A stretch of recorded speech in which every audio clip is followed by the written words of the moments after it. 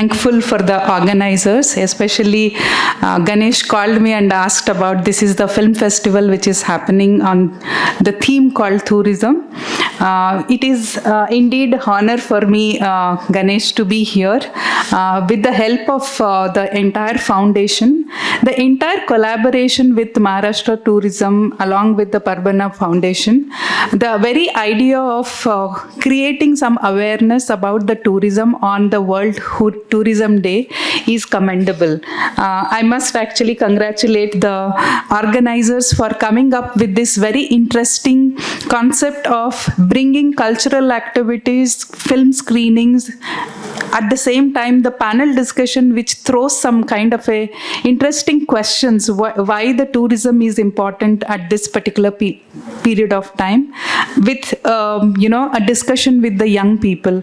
Nothing is actually more important than learning something every day. I think all of us believe in that.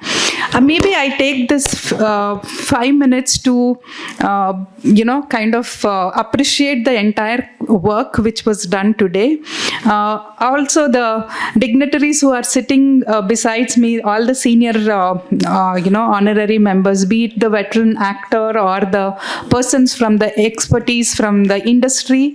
One thing which I need to say through this particular point is, all of you are young people who are influenced with media today. That's the reason you are more convinced when anything happens on the media, you are more taking that point at home or maybe reaching the point home.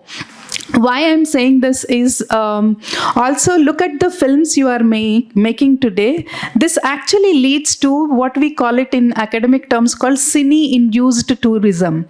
What does it mean is also about you are very well aware about the films which are releasing, and especially your favorite actors coming in. They also travel to certain kind of a places, be it a beautiful song or a fight scene or whatever it is. Today we are generating a lot of revenue through these films inducing tourism.